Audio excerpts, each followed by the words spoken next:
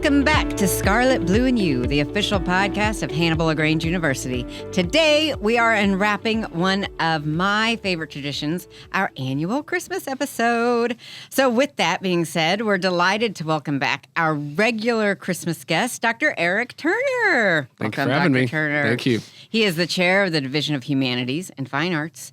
He's the chair of the Christian Studies Department. He's the associate professor of New Testament and Greek and director of church and denominational relations. Did I forget anything? Probably. Associate professor of Christmas. I love it. According to Dr. Garner. So Dr. Turner, he always brings a very thoughtful, scripture-rich perspective to the season, and so we are so excited to have you back. Glad to be here. And this year, we're adding something new under our episode tree. Joining us for his first Christmas episode is Michael Dixon, our Dean of Students and Campus Chaplain. So welcome, Mike. It's good to be here. I only have 2 titles. You can work on that. You're new. Yeah. He's been here a little give while. us some more time. And Yeah. you'll you have like 7. gather. I only have 2. I've been here like 15 years, and I just have one official title. I have a few other hats. Yeah, we all have, I guess, unofficial I don't hats, really, I don't advertise those hats. Yeah. I take them, but, they're not in my title. Right. So, Mike, you're going to bring a fresh voice to the podcast. Can't wait to hear your reflections. He brought his Bible. I did bring my Bible. And he said that he actually got the Bible award in Sunday school. So I did. I great. always bring my Bible. That's great. So we're going to have so much fun. So grab some cocoa, settle in, and let's dive in. What do you guys got for us? Yeah, I thought today we'd talk about, it's a word that we don't use in the church a lot, but it's an important word. It's the word liturgy. And so that's a fancy word, I think, for saying like habits we have at Christmas, right? And so the early church and even churches today, have liturgies developed into their worship services, to their regular rhythms. I mean, if you're at a church and you recite the Lord's Prayer every Sunday, right? Our Father who art in heaven, right? That you're being liturgical, right? You're developing a consistent rhythm and a habit. So I thought we'd talk a little bit about what are some consistent rhythms and habits that we have around Christmas that are maybe infused with meaning that we either recognize or maybe we don't recognize. Ooh, I like that. Right. So one of my favorites, I'll begin, is Christmas movies. Oh, yeah. So always we have to start after Thanksgiving, right? Well, I mean, I do. That's if you're I think that's debate, a personal preference. unless you're a savage, right? Like you wait till after Thanksgiving to put up the tree. Unless you're just full of the Christmas spirit. Well, maybe, right? I'm gonna play my little Snoopy over here. Right. Well, fun fact: when I worked for Cracker Barrel years ago, we would always around July have to put out in our parking lot 2 big shipping containers where we'd put all of our Christmas stuff. Because they would ship us all of our Christmas stuff in July to put out, later in the year.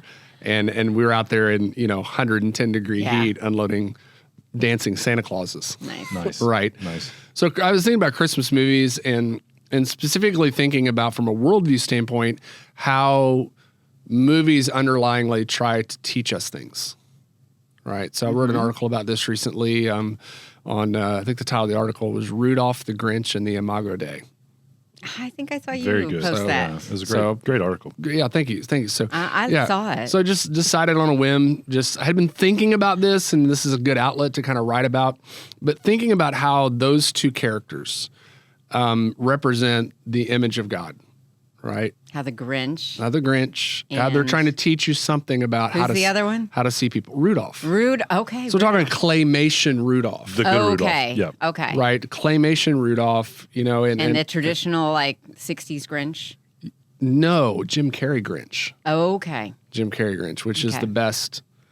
I don't know. Have you seen the Benedict Cumberbatch Grinch? I have not. I think he's my favorite. I don't know that I even acknowledged that Grinch existing because Jim Carrey was so good. Okay, I agreed until I saw it, and Benedict won me over. Okay, I may have to watch it. That's the animated one. Oh, it's so good. Right, that recently came out.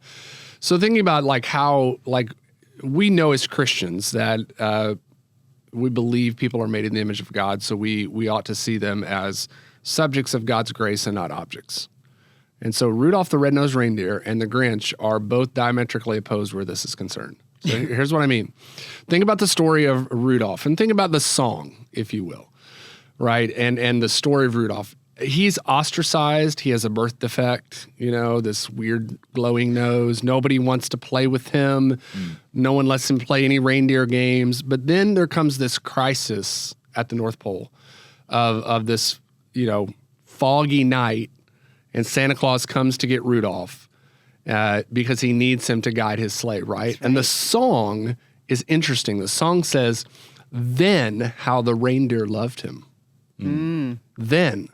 Not before, then. And so that word "then" in the song is very important. Like, why do they love Rudolph? They don't love Rudolph for who he is, right? They love him because he saved Christmas, right? It's very utilitarian. It's very like, what have you done for me lately? You're kind of destroying the song. I'm destroying the whole kids, my nostalgia. But then in the Grinch, right? The Grinch is similar to Rudolph a little bit. He's ostracized, right? He's weird. People make fun of him. They don't include him. The Who's in Whoville, stay away from the mountain, all that sort of stuff, except for Cindy Lou Who, right? Who in a conversation with her dad is saying, well, I think he's kind of sweet. And then she says this to her dad, no one should be alone at Christmas. And that word "no one." So she sees, get this is the line. I think this is my best line from the article that I wrote. So it's like she says, I think she sees the Grinch not as a what, but as a who. Oh, that's deep. Yeah. Ba-dum-bum. So you see, like she sees the Grinch intrinsically to have value, not in what the Grinch can or can do, right? And so I think Christmas movies, especially, even like the story of Ebenezer Scrooge, right? Teach us that transformation is possible. It's a Wonderful Life. Oh yeah. They teach us these great lessons. Die Hard, of course. Yeah. Not a Christmas movie, but it's about loyalty to family. Die Hard. There you go. He's trying to save his wife. He can make anything into a lesson. Yeah. See, his faculty. He has all those titles. Don't ask me someday that the Karate Kid is maybe the best example of the gospel. Right. That's from a guy from Southern Seminary, but we'll save that for a different podcast. Another podcast. I don't know, what movies do you traditionally watch at Christmas? So habitually, White Christmas is on the list. It's my favorite. I don't see much. I don't know. What do you see in the White Christmas that's like it's people doing acts of service for a friend. Right. It's the idea of it's the idea of sacrificial service for their general. Yeah. Yeah. Why do these guys who've had stardom thrust upon them after the war, they go up there to do this show, but they're there to serve their general because he served them. Right. Miracle on 34th Street. Miracle on 34th Street's a great one. We watched the original one. Yeah, absolutely. Not the 1990. Yeah. That's I like rough. the 1990 version. Oh, sorry. So those are two of our favorites. I mean, we'll watch 25 different ones. The Santa Claus is a great one. So good. Yes. Again, where you see transformation happening with Scott Calvin In relationships. and also with Neil and the mom the whole time. So great movies. For me, when you said something about liturgy and thinking about that, first, I think to define what that means, literally means public work or work of people. Yeah. And so as I'm thinking about spiritual formation, like that's my role, right? I'm thinking about spiritual formation for students all the time. How can we introduce things and programming to help students grow? A lot of that looks like habits. A lot of that looks like things that we do. Yeah. And there's a book called The Power of Habit by Charles Duhigg. It's not a Christian book by any means, but it delves into the brain science of habits. And he has this thing called the habit loop, which is a cue, a routine, and a reward. Interesting. Right? And so as we're talking about the liturgies of Christmas, the cue is Black Friday often, right? Like the day after Thanksgiving, the bells are ringing, the Advent candles are coming out at my house, the tree's going up, the air's a little colder here, 10 inches of snow. That was the cue for a lot of people. That was really unexpected. That was a good one. And then the routines start, right? And the reward comes on the 25th. When you open the gifts and you have the days with family, those are the rewards. But I would also say the rewards are just enjoying the season, right? Like we've gotten the tree out of storage, the ornaments are up, it's cozy, the movies are on. That's the reward when we're with family at the end of the day. If you've got a fireplace, the fire's lit. It's a nice, cozy feeling, and that's the reward at the end of the day. So that forms us. Those practices are forming whatever we do. It's like with students, the reward is an A. The routine is to study. The cue is often, you have a test on Thursday. Right. Sometimes they don't even realize that. Yeah. Like, oh, I have a test on Thursday. Right. And so I thought of Psalm 90. And Psalm 90 is one of my favorite Psalms, but I could read the whole thing. I'm not going to. But it does say, verse 12, teach us to number our days that we might get a heart of wisdom. Yeah. And I think that's a good cue when we talk about things like the Christmas season, the liturgical calendar that the church celebrates, where every year we have these things. Every year we celebrate Christmas. Every year we celebrate Easter. Every year we celebrate the Trinity. Different aspects that come and go. Numbering our days, literally. Yeah.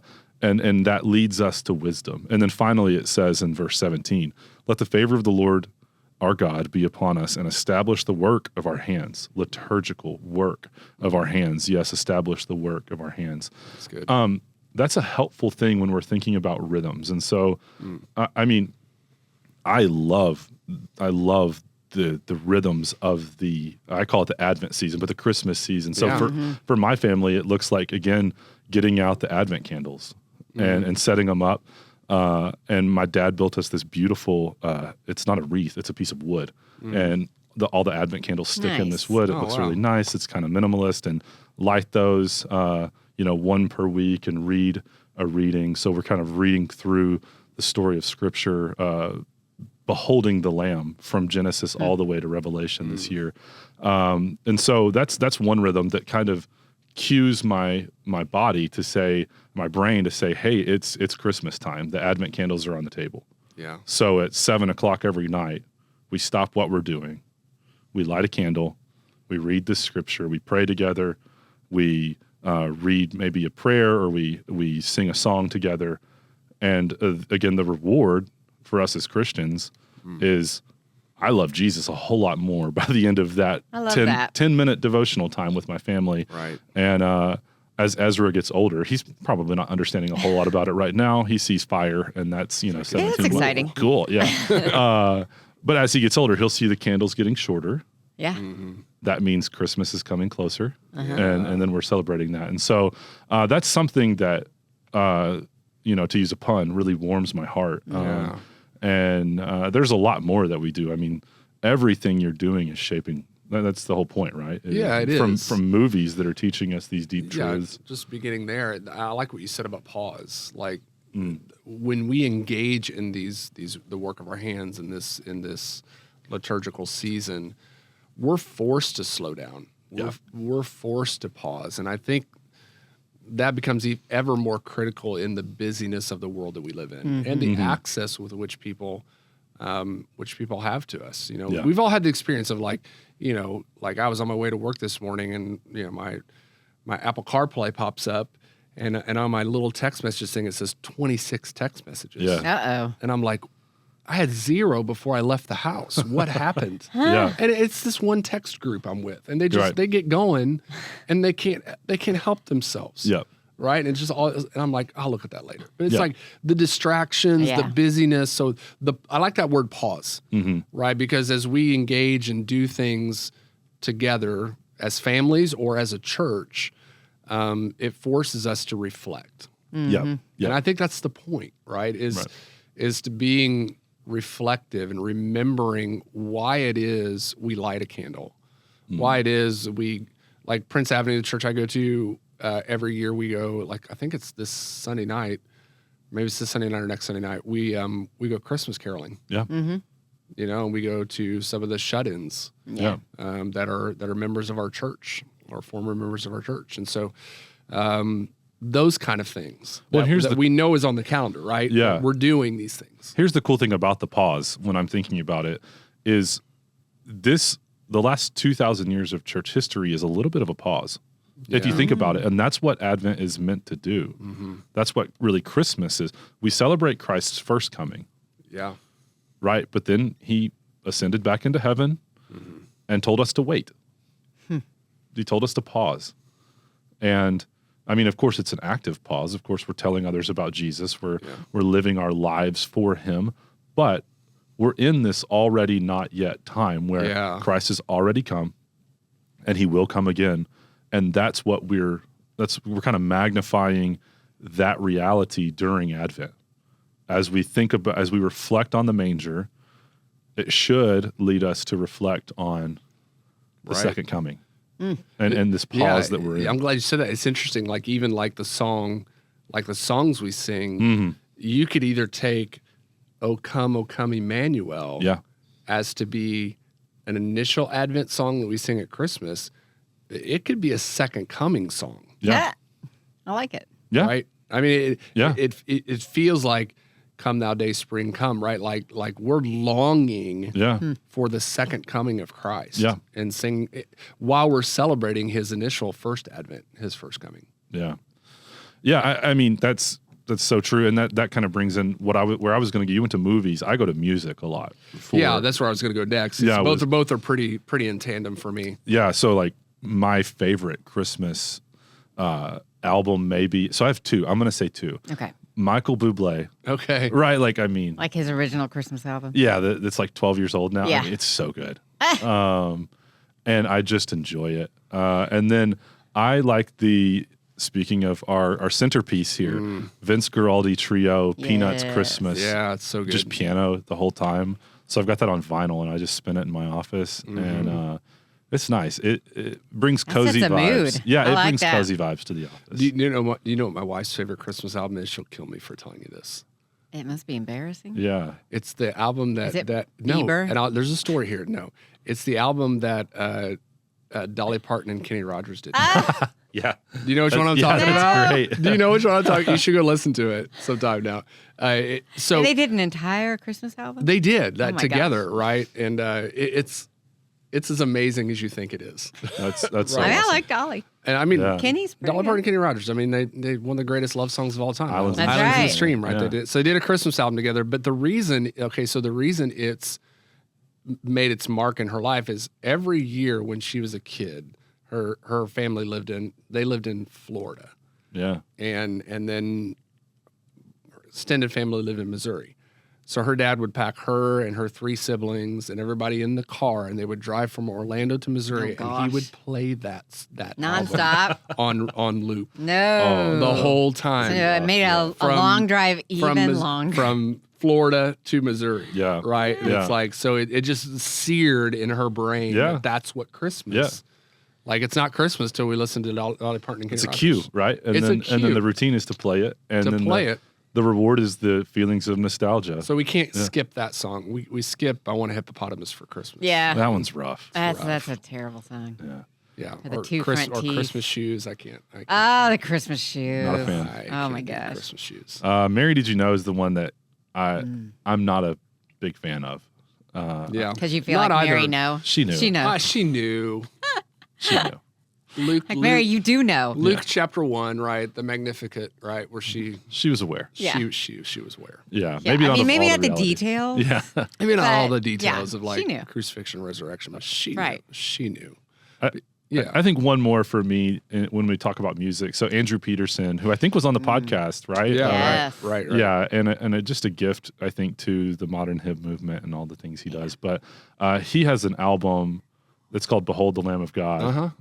So I've gone to see the concert, the tour twice. If you ever At the can. Ryman. No, at a Okay. church. Not as cool as Church the Ryman. works too. Yeah, it's an incredible album, and again, starts with Genesis, tells the whole story, gets all the way to the birth, and the song on there that really, I think, affects me and gets me into thinking about the reality of Christmas is the song that starts that it was not a silent night. There was blood on the ground. It was a real birth. Realistic. Yeah, it was realistic, and Right. It's an incredible moving piece. Again, another for me kind of a liturgy of the year is to break out that record and put it on and That's play a very it. worshipful. Yeah. We have I think I've talked about this on former Christmas podcasts. We have ornaments that are called from Family Life Today. They're called adornaments, and each one is a different title for Christ. Yeah. And then you Very open cool. the ornament has the picture of like Lion of the tribe of Judah. So it has like a lion, and then you open it up and it gives the title on one side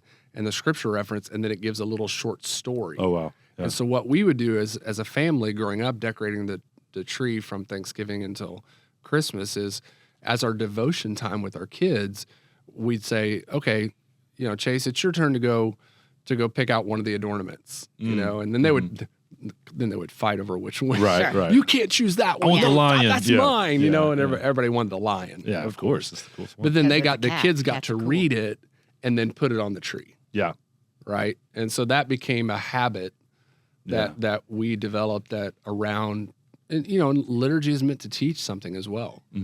Right. So we're teaching our kids that this is the value of who Jesus is. This is who he is. He's the Lion of the tribe of Judah. He's the Lamb of God. Yeah. He's Well, the that's King of powerful. Kings. So, and we didn't this is one of those things we sort of fell into as parents. Like, we didn't buy that. We didn't like intentionally sort of look at it and go, oh, that'd be really cool. We'll do that. Someone gifted it to us. Yeah. One of our deacons in our church gifted to us for Christmas, and it just sort of organically kind of happened, Yeah. which that's often what I tell my students you sort of fall into as parents, right? I think You that's just figure things out as you go. Yeah, I think a lot of spiritual formation is that way. Of course, It there's is. things we need to do on purpose, like reading our Bibles every day. Yeah. That's a habit we need to form. But then when we talk about seasons, setting up the tree, again, you don't set out to do that intentionally. I think you just want to get the tree up and get the ornaments on. And then when I think about, man, some of the most powerful family memories we have are setting up the tree together. Yeah. And Gabby and I always now love that time where we set the tree up and Nice. we look at our ornaments. We have the little years written on the Yes. bottom, and Yeah. we have 11 years worth of ornaments together now, Right. and we get to look at, okay, there's a Cheeto bag that was my ornament from 4 years ago, and we remember, what were we doing in 2021? What were we doing in 2017? We always joke, it's not Christmas, and I'm a 49ers fan, so it's not Christmas until Steve Young is on the tree. Oh, gosh. I have a yeah. Steve Young ornament, right? So Yeah. put Steve Young on the tree, and then Jerry Rice next to him, Nice, yeah, right? But we always make like when we decorate the tree, my wife always traditionally we have eggnog, and then she makes like a molasses crinkle type cookie. Oh yeah, And so it's again like liturgy words, just we think about words, but we think about sights and sounds and smells. And like you talked about, like the candle burning down. yeah, Like, my kids know it's Christmas. Like, we don't, if she doesn't make the cookies and the smell doesn't permeate the house, there's revolt. right. Right. I remember there was one year where she was like, I think I'm going to make a different cookie this year. And they're all like, no, what do you, no. Yeah. Don't even think, no, you can't do that. Yeah, We can have chocolate chip cookies anytime. right. We do this We have one time. this Yeah, at this time of year. yeah, I love it. And so just that picture of the mom, like their mom in the kitchen doing that was significant for my kids. yeah. And has been to this day, even as adults. It's wild. So I was thinking too about like just curious, like habits and liturgies and things that we do. Churches do things. There's no standard way that every church does Christmas, right? Right. I mean, some churches do Advent, some churches don't. Right. Right? Some churches are like, it's too Catholic. Let's not do that. Right? We can't do that. Some churches do a Christmas Eve service. Others don't. So I'm curious, like, what sort of liturgical things have you seen in the church around Christmas that have been meaningful to you guys? Well, my parents' church, they do have a Christmas Eve service that we all attend as a big family. There's Right. like 25 of us. Is it a midnight service or is it No, like a, no, it's a nice 5 o'clock service, Oh, okay. right before dinner. And but the first thing the pastor would always say, and he's not there anymore, but it just left an impression because he'd always be like, "Okay, everyone breathe. All the busyness is on pause for the moment." There's that word again. Yeah, Pause. right now we're Yep. just gonna. And that's what brought to mind when you said pause, is he would just be like, right now we're just going to worship and we're just going to enjoy this hour, and you guys can be busy again later. But right now we're just relaxing and Was that Mark worshiping. Albee? It was Mark Yeah, Albee. I But he thought did so. it like every year for 15, 20 years. And it stuck with me. I'm like, I'm No. ready for him to tell me to pause. So Yeah. I can finally do it. I can right? finally relax. Yeah. Yeah. Can't buy anything right now. Can't make anything. Yeah, there's value in that. I think mine. What So about you? I'm as Baptist as they come, but I do love like a high church kind of liturgy, and I know that scares people. But Tradition. yeah, It's okay. I mean, for me, when I think of this season again, I always love when a church celebrates Advent, and so again, if that means corporate lighting of the candles and letting those burn as you worship, or hearing sermons from that are kind of traditional Advent passages that are pointing to Christ from the prophets, and then I love. So when we planted a church, I think the most impactful thing though, when we planted, we did a lessons and carols service on Christmas Eve, which is 7 hymns. And you do readings in between each of those hymns, kind of like we did for our Hanging of the Green service yesterday at chapel, but a little longer and a little more intentional with the direction that you're going with each hymn and text partnered together. Right. And so you hear a reality read, and then you sing that reality in carol version, and then you move through this, and then maybe there's a short message at the end, and you're kind of commissioned to be sent out. That was always an impactful service for me. Oh, that's good. Yeah. It's like the behind the music. Yeah. Kind of. Yeah. Yeah. It makes it more meaningful. Absolutely. Sure, knowing why and how it was written. Yeah, for sure. Yeah. Yeah, I mean, you said about Christmas sermons. When I was pastoring, it was always, Christmas is one of the hardest times to preach. Because everyone has expectations. Well, not Oh, yeah. I mean, that's true, and that can be true of any time, but That's especially like you got to be on your A game, man. Christmas and Easter, Yeah. this is the big times. Yeah. But there are only so many Christmas passages to preach. Oh, Oh yeah, absolutely. Right. And if you've been at a church for a considerable amount of time, you start to run out of like I'm gonna have to preach Luke 2 again. Right. Right. And so the challenge for me was always trying to find, I don't want to say creative ways to preach, but looking at things from a different perspective. And so, Christmas was hard as a pastor. Yep. Because of the busyness of the season. But preaching was especially hard. So remember your pastors this time of year. Absolutely. Like they have a tough job where that's concerned. But instilling those traditions, and that's what I wanted to get at with this podcast, was just instilling those traditions in our family, in our churches. But then I think the underlying thing is we can have tradition and we can do these things, but not explain why we do them. Right. And I think sometimes that's what we're missing. I've had students tell me again and again, like, I went to such and such church and I just didn't understand why they did anything they did. Yeah. And everyone just, and I think sometimes we take for granted, or at least maybe I do, that growing up in church and always having a church background, I understand why we do Advent. But for somebody that's maybe a new believer, or maybe not yet, maybe exploring, maybe they're seeking, and they come to a church and they see a family come up to light a candle and nobody explains anything about it, they're like, Yeah. well, that was Well, weird. and honestly, well, that was weird. the candles are like pink and purple. Yeah. That was my big, I'm like, so why are we having why pink is the and candle? purple Why is that candles? one candle pink and the other one's a purple? And Why is they're there a not white, Christmas colors. and why is there a white candle in the middle? Yeah. Can we not do red and green? And so just though, I think the more we can do, especially since we do live in such a post-truth sort of society and post-truth age, is with tradition and the explanation of what's behind that, it gives people something objective to sink their teeth into. Yeah. Well, it's tradition versus traditionalism. Yeah. Right. Like, yeah, right. Like we don't worship the rituals. Right. But we Exactly. do acknowledge that the rituals are good, right? And the rhythms are good, or they can be good. And I'm not saying they're biblical and that your church should do all these things and your family should do all these things. I think you should, but I think you should have something you do. yeah, absolutely. Right? And Yeah. because again, we know our own brains. We know our brains work best when there is rhythm. It's like working out, right? Consistency makes you stronger. Yeah. You need to get into a rhythm of your run. I mean, you got to be in a rhythm You to have run. to. You can't just decide to go out and run a marathon. You have to train for it. Exactly. And so our brains are the same way. Yeah. Our hearts are the same way. We need to learn rhythms that teach us to desire the good. And that happens, I think, a lot of times. There's a lot more of those during these seasons of Advent and maybe Easter as well. But we need to develop these things in our homes, in our churches, in our own personal lives, where our brains are learning and our hearts are, not to rhyme, our hearts are yearning for Christ.